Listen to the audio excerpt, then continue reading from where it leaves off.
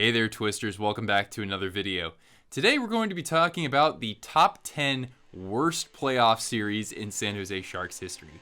Now, the Sharks, for a team that's been around for almost 30 years, have made the playoffs most of those seasons. So, really, if you take this year out of the equation, they've made the playoffs in all but, I think, 2 seasons in this century. So, they've been very successful overall. And if you look at their record in terms of playoff series, they've been pretty good.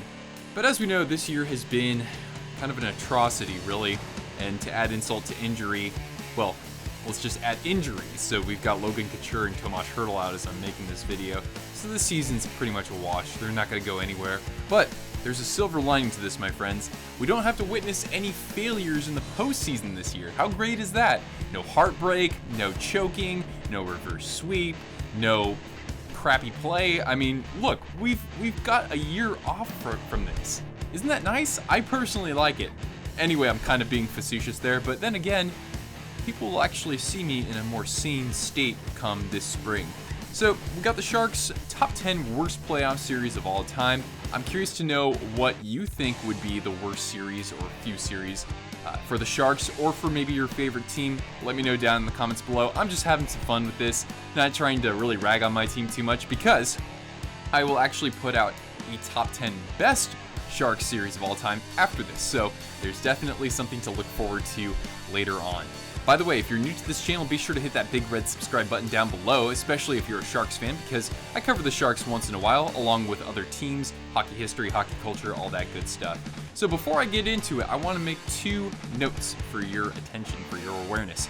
So first of all, the 1994 series against the Toronto Maple Leafs in the second round, that's actually not part of this list, and I'm sure that you could argue that should be up there because that was one of the most heartbreaking series. However, I believe that it actually belongs in the top 10 best series of all time, and I'll make a point of that in that next video.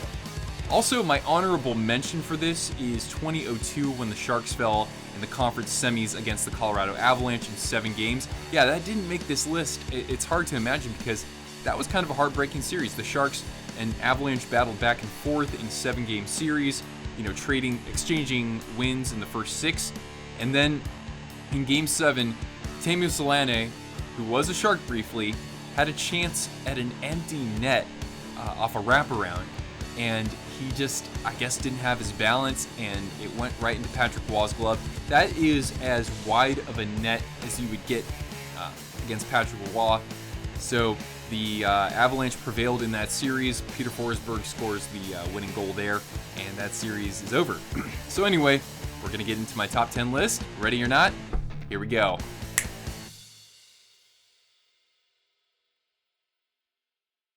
In a lockout-shortened season, the Sharks, now in their 4th season, had qualified for the playoffs in back-to-back years.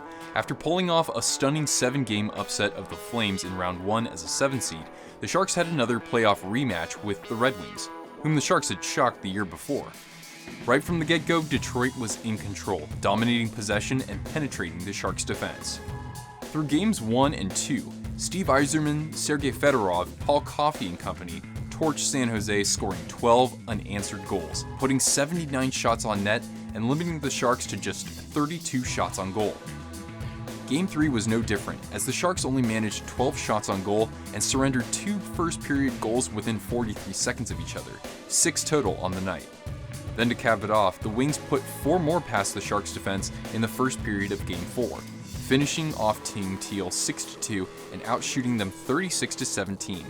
The Sharks would miss the playoffs the following 2 seasons. Strangely enough, 2010-11 marked the last time the Sharks won the Pacific Division.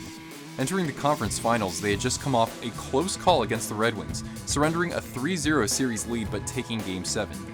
The Canucks were at the peak of the Sedin's era, backed by a prime Roberto Luongo in net. In Vancouver, the Canucks outshot the Sharks 38-29 en route to a 3-0 victory. They really made their statement in Game 2. Taking a 3-2 lead into the 3rd period, Vancouver torched goaltender Antti Niemi for 4 more goals, triumphing 7-3. Niemi held serve in Game 3 for the win, but in Game 4 surrendered the first 4 goals of the contest. And get this, the Canucks managed only 13 shots on goal. The Sharks battled fiercely in Game 5 and looked to return to San Jose with a chance of evening the series. But at 19:46 into the third period, after a controversial icing call, Ryan Kesler scored the equalizer. Then in double OT, Alex Edler attempted to send the puck behind the net. The puck's ricochet was picked up by no one except Kevin Bieksa at the point. Even Niemi couldn't take the blame for this one. Vancouver would battle Boston in the finals, but ultimately fell in 7 games.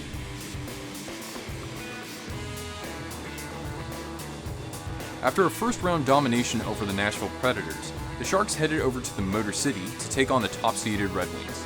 In Game 1, Yevgeny Nabokov stole the show from Detroit goaltender Dominik Hasek, making 34 saves in a 2-0 shutout. The Sharks had another 2-0 lead in Game 2, but let it slip away, capped off by a late goal from the Magic Man, Pavel Datsyuk. Back at the Shark Tank, Team Teal hunkered down defensively, taking Game 3 2-1, and they had yet another 2-0 lead in Game 4. But at 19:55 into the second period, Captain Nicklas Lidstrom struck on the power play. The series truly turned in Detroit's favor late in the third period. With an empty net, Robert Lang would score the equalizer to send the game into sudden death. Matthew Schneider then finished the job for the Wings, and to think the Sharks could have had a 3-1 series lead. Hasek would save 51 of 52 shots over the next 2 games, helping Detroit advance to the conference finals. Team Teal had just come off a thrilling 7-game first-round series against the Calgary Flames. They retained home ice in Round 2 against the Dallas Stars. Apart from Game 2, every game in the series was decided by 1 goal. 4 of the 6 games went into overtime, but the Sharks found themselves on the losing end in 3 of those OTs. Brendan Morrow tallied 2 goals, including the OT winner in Game 1. In Game 2, the Sharks held a 2-1 lead heading into the third period, only to nosedive. Dallas struck 4 times and flew back home up 2-0 in the series. Patrick Marleau slipped a shorthanded goal past Marty Turco to start the scoring in Game 3, but the Sharks put only 19 other pucks on net. Matthias Norstrom lit the lamp in overtime, and just like that, the Stars were on the brink of sweeping San Jose. The Sharks' defense was stingy in Game 4, surrendering just 18 shots en route to a 2-1 win. Back in Silicon Valley for Game 5, future captain Joe Pavelski lit the lamp in overtime. What followed was unquestionably one of the most intense elimination games you'll ever see. Antti Miettinen scored the first goal for the Stars in the second period. Ryan Clough answered back early in the third. Overtime was an endless purgatory of nail-biting moments, extending to a 4th sudden death period. Yevgeny Nabokov made 53 saves, including maybe the greatest save in franchise history. Marty Turco was equally, if not more, stunning, stopping 61 shots. Riding a power play in the 4th overtime, Brendan Morrow ended the series at 9:03. It was the 5th longest playoff game since the NHL's expansion in 1967, running over 5 hours and ending at 1:24 a.m. Central Time. I maintained that had the Sharks prevailed, they would have completed a reverse sweep in front of their home crowd. Instead, head coach Ron Wilson was fired, and Patrick Marleau was removed of his captaincy.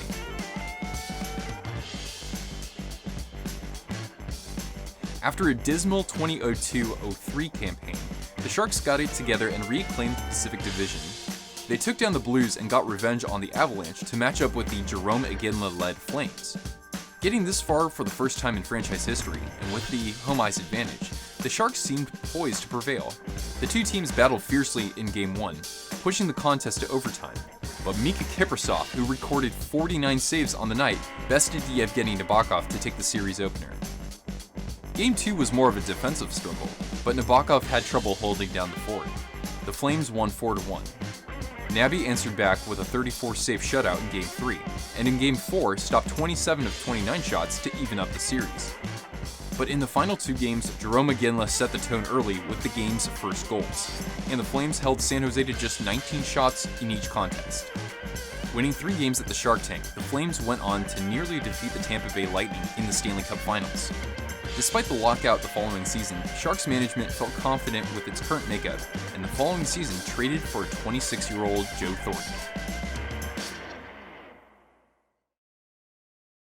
The 06 playoffs witnessed one of the craziest occurrences in postseasons across sports. In the first round, all 4 top Western Conference teams were eliminated. A number 5 seed, The Sharks were the top remaining team in the West and had home ice against a very surprising Oilers squad. The Oilers were just coming off an unbelievable upset of the juggernaut Red Wings. Hosting Edmonton for the first 2 games, San Jose was defensively stout, backed by stellar goaltending not from Yevgeny Nabokov, but Vesa Toskala. The Sharks took both games by a 2-1 score, although they didn't come easily. At one point in Game 2, the Sharks were shorthanded in a 5-on-3 for a minute 41 seconds, all of which was spent in the Sharks zone. With about 30 seconds left in the first penalty, 2 Sharks players were playing without sticks, so in a sense it was kind of like a 5-on-1, and somehow the Oilers did not score.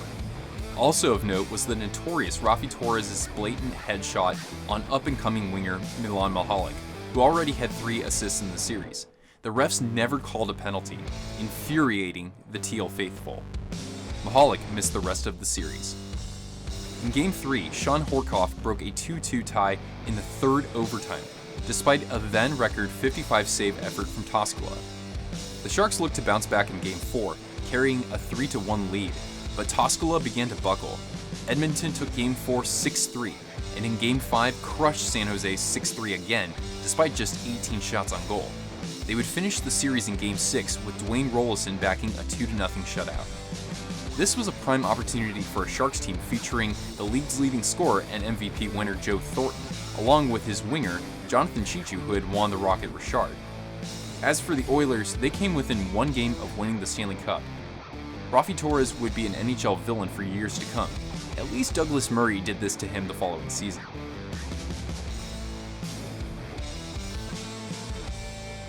Let's be honest, the Sharks weren't supposed to be here in the first place. They weren't even in the playoffs the year before. They were heavy underdogs in the first round and the 3rd round. But somehow this was the year that fans had been waiting for. At least, so we thought. Under new head coach Peter DeBoer, 36-year-old Joe Thornton had a renaissance year, finishing 5th in Hart and Selke voting. Newcomer Martin Jones finished 7th in Vezina voting, and Brent Burns finished 3rd for the Norris. In the playoffs, San Jose dispatched the heavily favored Los Angeles Kings in 5 games, then outlast the upstart Nashville Predators in 7. Entering the conference finals against the favored St. Louis Blues, the Sharks silenced Vlad Tarasenko and company, defeating St. Louis in 6 games.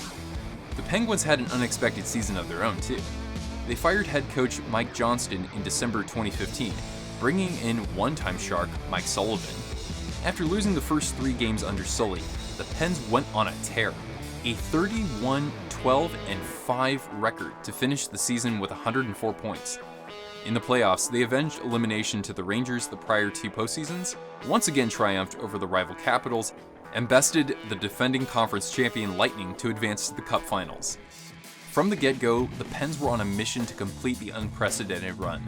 The series was mostly a nail-biter on the scoreboard, but the Pens held the game's pace and controlled the shot clock. In Game 1, Pittsburgh threw 41 shots on net, and former Sharks pick Nick Bonino scored the winning goal late in the 3rd period to take an early series lead. Then in Game 2, Connor Sherry lit the lamp to break a 1-1 tie in overtime, and the Pens headed to San Jose up 2-0. Things wouldn't get easier for the Sharks as they took the ice without Tomas Hertl, who would miss the rest of the series. San Jose prevailed in Game 3 despite being outshot 42-26, winning 3-2 in overtime. The Pens only generated 20 shots on goal in Game 4, but managed to slip 3 of them by Martin Jones to head back home with a commanding 3-1 series lead. And to think that I paid $600 to witness this in person. The Sharks came out swinging in Game 5, taking a 2-0 lead just 3 minutes into the game. Although the Pens tied it up not 3 minutes later, San Jose regained the lead before heading into the locker room. For the 3rd time in the series, Martin Jones faced over 40 shots and was sensational. Back at the Shark Tank, Logan Couture tied things up in the 2nd period, only for Chris Letang to answer back 80 seconds later. The Pens laid out in the defensive zone, blocking 33 shots, and added an empty netter to seal the victory and win their 2nd cup in the Sidney Crosby era. Crosby was awarded the Conn Smythe Trophy in front of the Teal faithful, a decision that still leaves me pretty salty today. Notably, Sid notched 2 assists and blocked 4 shots in the cup-clinching game. Some Penguins fans will lobby for Phil Kessel or Matt Murray among others, but how about the player who scored 11 more points than Sid in the playoffs, Logan Couture? Or Martin Jones, who compiled a 2.16 goals against with 3 shutouts in the postseason? I thought it was one of those rare cases in which someone from the losing team should have taken home the Smythe. Now looking back, we can all be thankful the Sharks made it this far. They played for the most part excellent in their previous 3 series. But let's be honest, they were nearly lifeless against Pittsburgh, averaging just 23 shots on goal. Now onto my picks for the top 3 worst series. Now make no mistake that I intended these next 3 dubious series to land exactly where I've got them.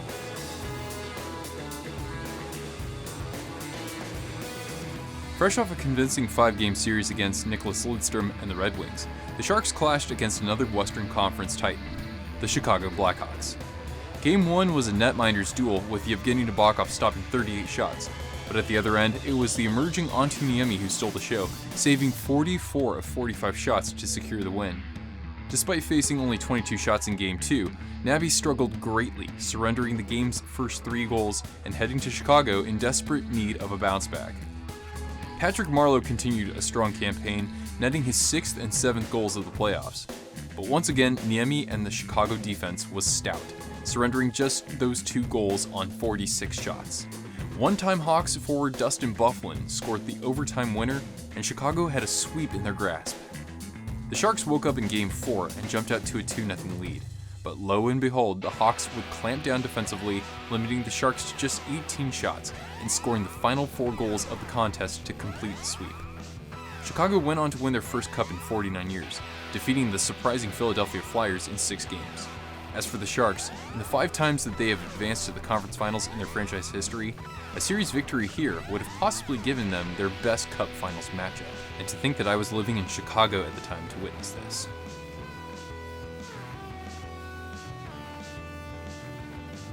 The 2008-09 season is perhaps one of the strangest for Sharks fans. Under first-year NHL head coach Todd McLellan, the team blitzed their way to a franchise-high 117 points, winning their lone President's Trophy. Their first-round opponent, the Anaheim Ducks, had squeaked into the postseason with just 91 points. In Game 1, Jonas Hiller stopped all 35 shots, and the Ducks took Game 1 2-0. Hiller continued to stand on his head in Game 2, stopping 42 of 44 en route to a 3-2 win. Still up 2-1 in the series, Hiller was once again sensational in Game 4, making 31 saves to record yet another shutout. Then in Game 6, after conceding a power play goal halfway through the first period, Hiller never looked back. The Swiss netminder saved 36 of 37 shots, and the Ducks completed the stunning upset. This series was, and still is, clearly the Sharks' biggest upset against them. The Ducks had stymied the league's 7th-ranked offense and succeeded in penetrating the league's 3rd-ranked defense. The following season, the Sharks raised banners for the President's Trophy, and get this, Western Conference regular season champions. You get the sense that the fans didn't cheer much for that. That said, the team rebounded quickly next year and won 2 playoff series, but we just saw how that turned out.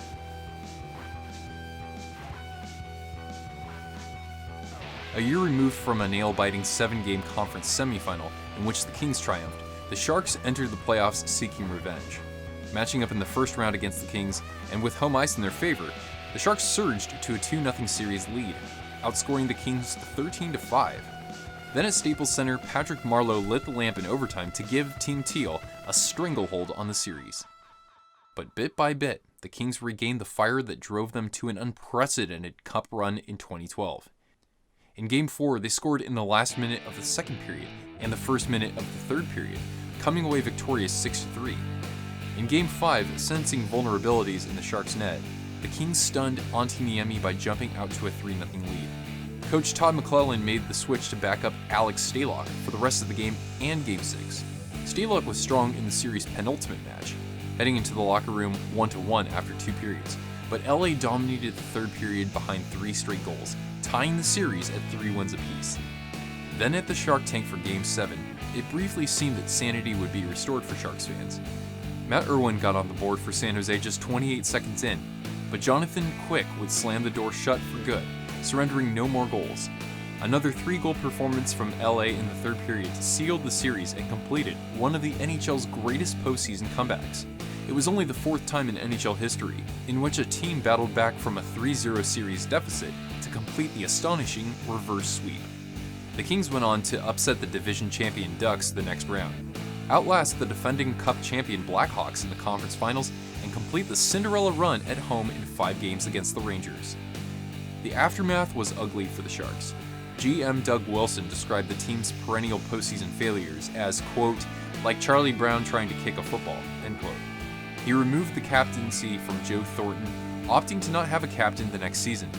2014-15 would mark the first time in which the team did not qualify for the playoffs since 2003.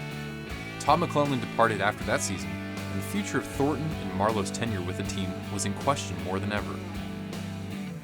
Alright my friends, well that's my list. Is it really that surprising that I have the reverse sweep at number 1?